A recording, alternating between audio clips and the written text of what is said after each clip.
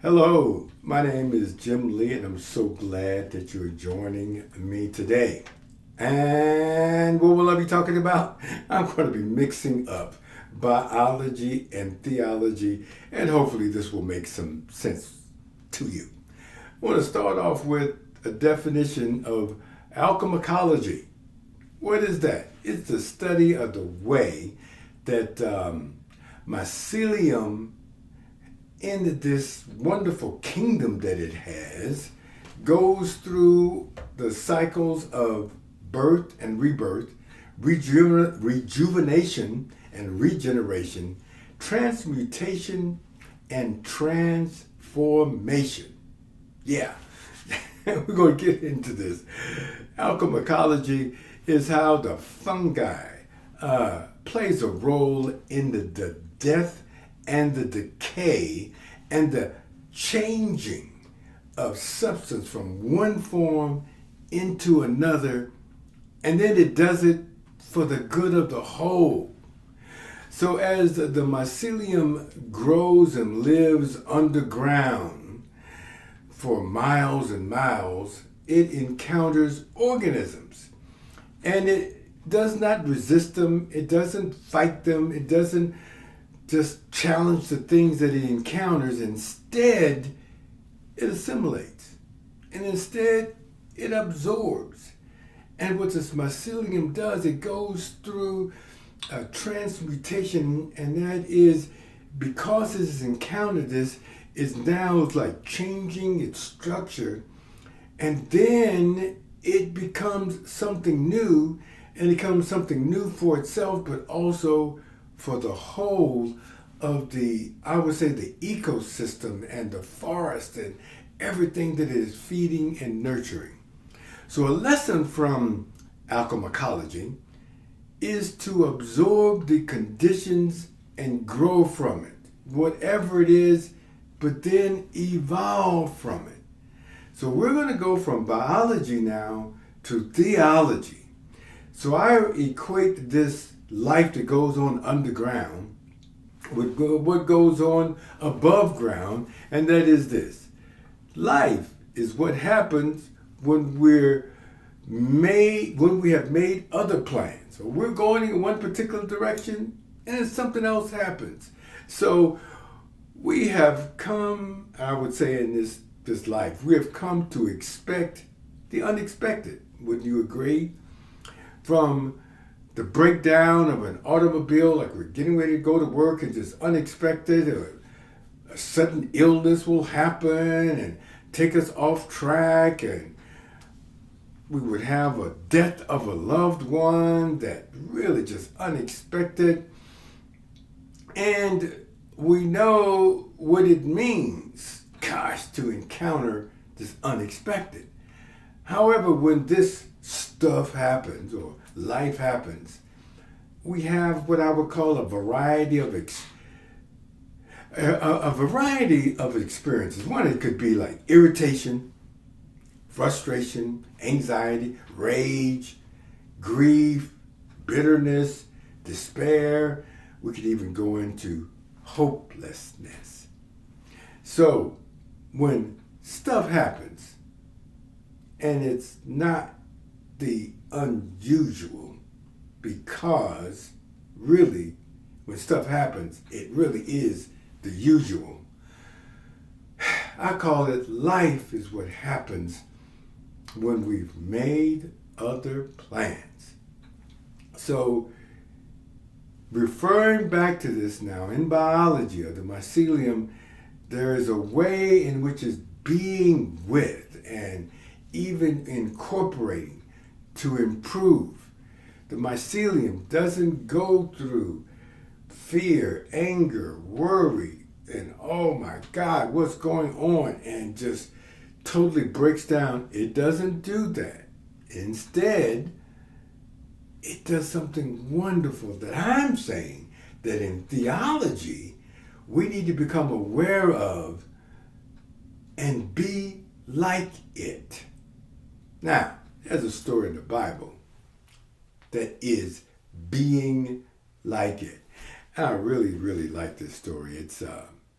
It's found in Genesis from the 37th chapter to the 50th chapter. It's a long story. I'm going to condense it down and give you an updated version of it. That was a young man, I guess he's about 17 years old. His name is Joseph, and he was caught up in life and life happening to him, especially when he had other plans. He experienced what I would call the unexpected, which is to be expected. He was a bright young man, with a big, bright future. And his father, named Jacob, had 12 sons. Except for Joseph now was the favorite. And he was given a coat or a robe of many colors, which shows his high status. And when he wore that, he kind of was bragging, and his brothers hated him. They got on I would say they were totally irritated by him. And Joseph ended up being sold into Egypt by his brothers. He didn't plan that. He was looking at a future going one particular way, but his brothers sold him into slavery. Now he's in Egypt, and he is sold to Potiphar, which is what I would call the chief of police. He's in his household. The scripture doesn't say exactly what he did or how he did it. They just said that he moved up through the ranks of that household, and he became the chief or the head of the entire household. All of that was good, except Potiphar's wife, or the captain's wife, was attracted to Joseph. And she tried all she could to seduce him. And so when Joseph refused her and refused to be her lover, she in turn hated him. And because of that, he was thrown into prison. And when you look at it, say, oh my God, things are really bad. But once again, he found favor with the guards, and he became a trustee. So he started off at the bottom, and he worked his way up, but he's still in jail. He's still in prison. Now, Joseph was a dreamer, but also he could interpret dreams. And the chief butler was in the prison at that particular time and had a dream. Joseph interpreted the dream, and the butler said, oh, this is so great. And part of the dream was, you're going to get out. And sure enough, he did. He said, now when you get out, remember me. Sure enough, it took a while. A couple of years later, the Pharaoh of Egypt had a dream, and nobody could interpret it. And the chief butler said, I know somebody in prison. So went and got our boy Joseph. And he listened to the Pharaoh's dream, and then he says, I know exactly what it means. We're going to have 7 years of abundance. Everything is going to grow plentiful. But right behind that, we're going to have 7 years of drought and famine. Oh, the Pharaoh was so pleased that what he did, he lifted him up out of the prison, and it really made him the prime minister of all of Egypt. And he was able to store, he was controlling of all the storehouses of all the grain. So he was able to store up for 7 years. And so when the famine came, it was all set. And so this seems like a great story, but there's more. For you see, you remember the brothers that sold him into slavery? Well, they were starving and they were hungry. And all of his people were now in a bad shape, so they came to Egypt. And wouldn't you know it, they had to come to Joseph. Now, if they're anything like me, when they were coming, I'm saying, you sold me into slavery, man. I'm not going to give you anything. You didn't have the best for me. However, there was a line in it that I really love. And when Joseph saw them, he said, you meant this for evil. But don't you see, God turned around and meant it for good. And so everything that he went through, it looks like whatever he encountered being sold into slavery, he was looking at it, what if this is for good? So he processed it. Hey, then Potiphar's wife threw him into prison. What if it's meant for good? So he took on everything and embraced everything with two things. It looks like love and forgiveness. So I want you to take a look at that. There's something here because he transformed all of those experiences. And I like Shakespeare's and Hamlet, what he says is, there's nothing really exists that's either good or bad, but thinking makes it so. What are we thinking? What's going on in our life?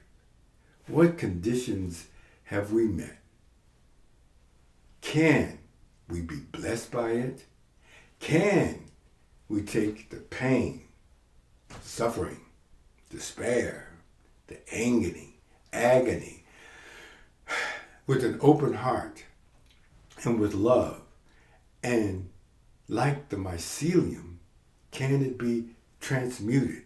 Because there's a transmutation process that can happen every time when we get into an experience, and if we don't hold back our love, we don't hold back our forgiveness, we can then embrace it and come up with a new vision and a new way of being.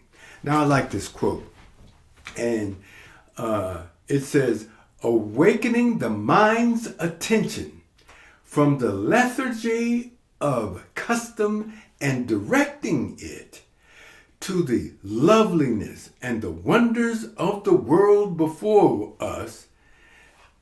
An inexhaustible treasure is before us.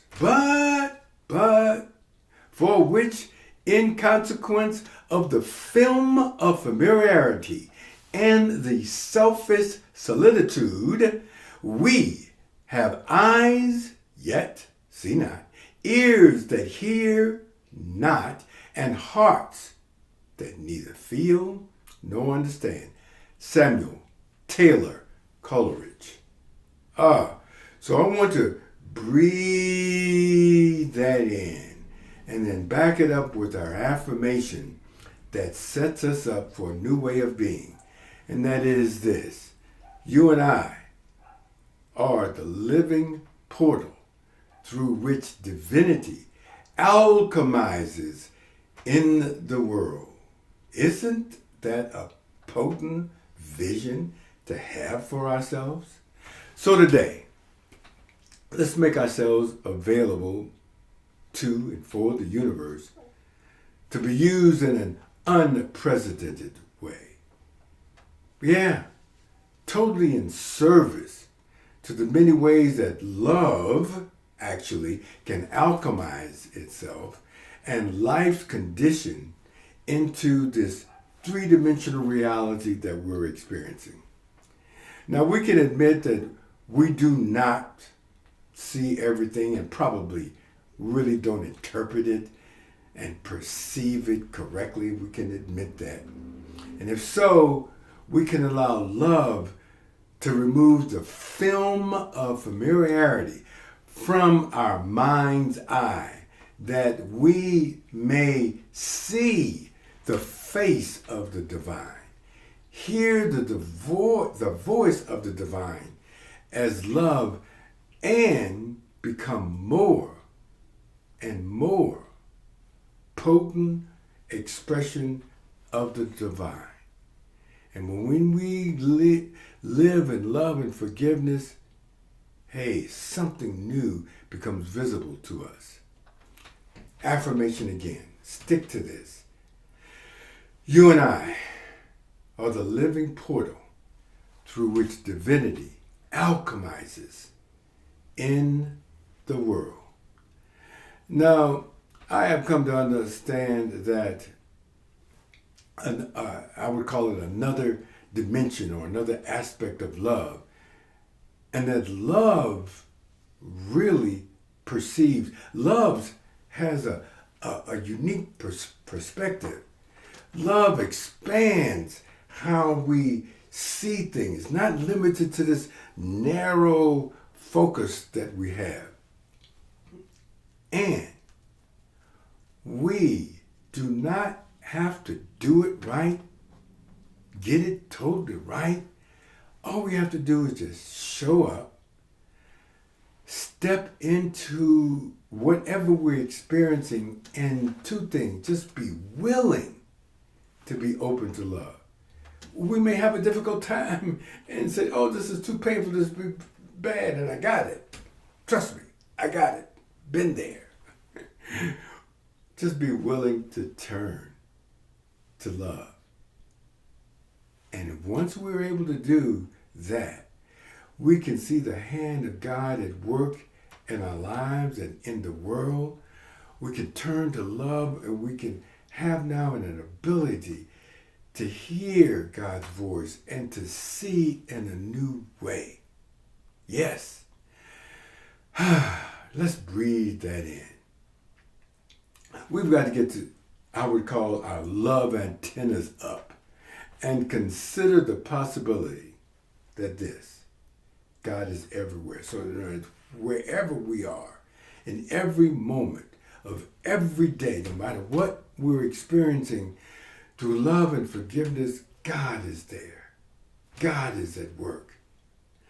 So in this moment, right now, in this very moment, let's open up our hearts to love and open up our eyes, and so we can look around, and open up our ears so that we can hear everything that's going on, but newly, so that we can see that and notice that right now, where we are, the ground that we're standing on, this is now holy ground. And just underneath us right now, there's all of mycelium that is going through this process of encountering all kinds of things. And as they're doing this, they're assimilating and feeding into it. And it lifts them in such a new way of being. They're transmuted, but then there's a transformation that takes place that's feeding the entire ecosystem to where they are. So, I just want you to know something. That engage in life in a new way. Engage in life with a new rebirth and transformation. Love will bring it about. Mother Teresa, as she has this quote that I like, and it says, life is an opportunity. Benefit from it. Life is beauty. Admire it. Life is a dream. Realize it. Life is a challenge. Meet it. Life is a duty. Complete it. Life is a game. Oh, let's play it. Life is a promise. Fulfill it. Life is struggle. Accept it. Life is a tragedy. Confront it. However, life is an adventure. Dare it. Life is luck. Make it. Life is too precious. Do not destroy it. Life is life. Let's fight for it. Let's be with it. And let's transform it in such a way that it empowers us and also empowers everyone that we meet. It's time for this world to be transformed. Our affirmation, closing with this. I am, you are, we are the living portal through which divinity alchemizes in the world for good. So it is. God bless you.